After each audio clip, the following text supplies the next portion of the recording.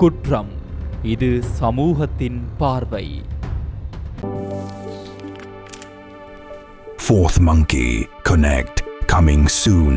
மட்டக்களப்பில் பெண்களுக்கு நம்பிக்கை கொடுத்து ஏமாற்றி கடத்தி கொலை செய்த சம்பவம் தொடர்பில் கைதான 3 சந்தேக நபர்கள் போலீசாருக்கு வழங்கிய வாக்குமூலம் வழியாகி பலரையும் அதிர்ச்சியில் ஆழ்த்தியுள்ளது. அதன்படி சந்தேக நபர்களிடமிருந்து பறிமுதல் செய்யப்பட்ட வாகனங்கள் அனைத்தும் மாதாந்த தவணை கட்டண அடிப்படையில் கொள்வனவு செய்யப்பட்டுள்ளமை தெரிய வந்துள்ளது. வாகனங்களை கொள்வனவு செய்வதற்கான முற்பணத்தை திருடப்பட்ட நகைகளை விற்பனை செய்து வழங்கியுள்ளனர். சுமார் 19 பவுன் தங்க நகைகளை சந்தேக நபர்கள் திருடி அதனை சுமார் 50 லட்சம் ரூபாய்க்கு விற்பனை செய்துள்ளனர். முதற்கட்டமாக நகைகளை அடகு வைத்து பின்னர் அவற்றை மீட்டு விற்பனை செய்துள்ளதாக சந்தேக நபர்கள் வாக்குமூலம் வழங்கியுள்ளனர். சம்பவம் தொடர்பில் மேலும் தெரிய வருவதாவது, முன்னதாக தாந்தாமலை நெல்லிக்காடு பகுதியில் உள்ள வயல்வெளி ஒன்றின் பாழடைந்த கிணற்றிலிருந்து பெண்ணொருவர் உயிருடன் மீட்கப்பட்ட நிலையில் அதே கிணற்றிலிருந்து மற்றொரு பெண்ணின் சடலம் கண்டெடுக்கப்பட்டது. இந்த சம்பவங்கள் தொடர்பான விசாரணைகள் ஆரம்பிக்கப்பட்ட நிலையில் முதலில் 3 பிரதான சந்தேக நபர்களும்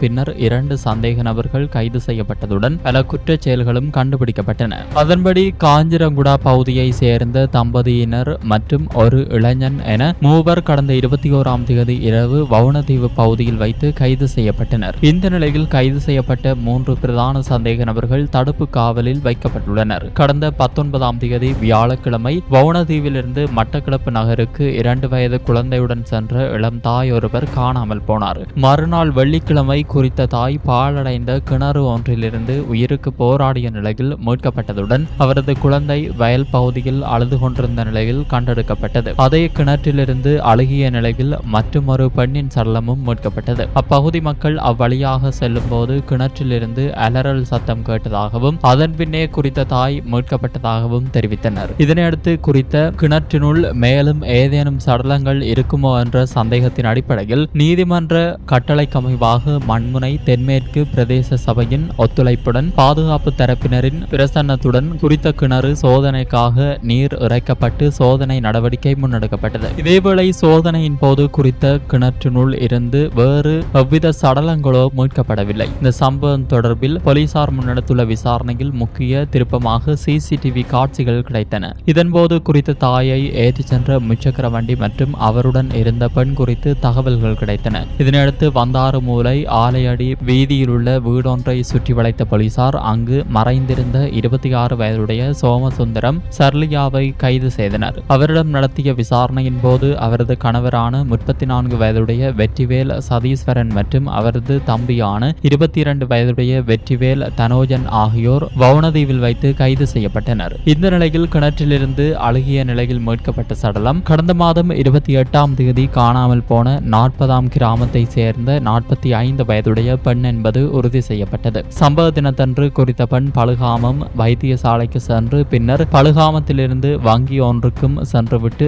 அன்றைய தினம் முற்பகல் 11 மணியளவில் மீண்டும் அவரது வீடு செல்வதற்காக பேருந்துக்காக காத்திருந்துள்ளார். இந்த நிலையில் கிணற்றிலிருந்து சடலமாக மீட்கப்பட்ட பெண்ணை மயக்க மருந்து கொடுத்து நகைகளை திருடி கொண்டு கிணற்றில் வீசியதாக சந்தேக நபர்கள் ஒப்புக்கொண்டனர். கைது செய்யப்பட்டவர்களிடம் நடத்தப்பட்ட ஆரம்பகட்ட விசாரணைகளில் திடுக்கிடும் மேலும் பல தகவல்கள் வெளியாகின. வவுணதீவு பிரதேச செயலகத்திற்கு முன்னால் பஸ்ஸுக்காக காத்திருந்த இளம் தாயை குறைந்த வாடகையில் அழைத்து செல்வதாக கூறி ஓட்டோவில் ஏற்றியுள்ளனர். மட்டக்களப்பு நகரில் அடகு வைத்த நகையை மீட்டுக்கொண்டு மீண்டும் திரும்பிய அந்த தாய்க்கு வழியில் மயக்க மருந்து கலந்த பழச்சாறு கொடுக்கப்பட்டுள்ளது. அந்த தாய் மயக்கமடைந்ததும் அவரது கழுத்தில் இருந்த 5 பவுன் தாலிக்கொடி மற்றும் 1 பவுன் தங்கச்சங்கிலியை பறித்துள்ளனர். பின்னர் குழந்தையை வயல் பகுதியில் வீசிவிட்டு மயக்கமடைந்த தாயை பாழடைந்த கிணற்றுக்குள் வீசிவிட்டு தப்பிச் சென்றுள்ளனர். இதேபோன்று கடந்த 28ஆம் தேதி பேருந்துக்காக காத்திருந்த 45 வயதுடைய ரவி நலாயினி என்பவரை முச்சக்கர வண்டியில் ஏற்றி வந்து அவருக்கு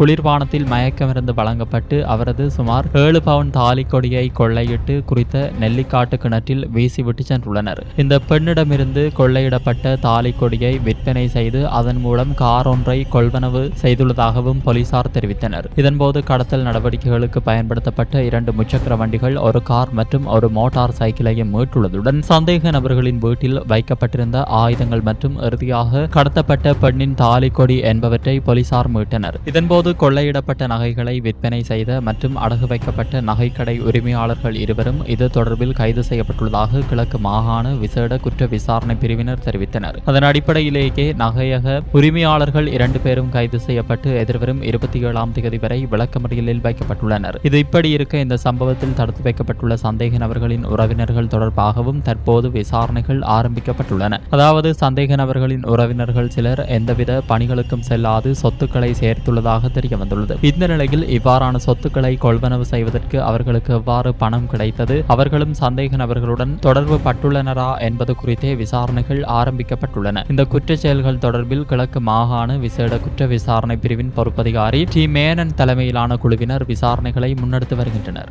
இது போன்ற செய்திகளை தெரிந்து கொள்ள சமூகம் நியூஸ் சேனலை சப்ஸ்கிரைப் செய்து அருகில் உள்ள பெல் பட்டனை கிளிக் செய்யுங்கள். மேலும் இது போன்ற செய்திகளை உடனுக்குடன் தெரிந்து கொள்ள சமூகமீடியா.com என்ற இணையதளத்தின் வாயிலாகவும் எங்களுடன் இணைந்திருங்கள்.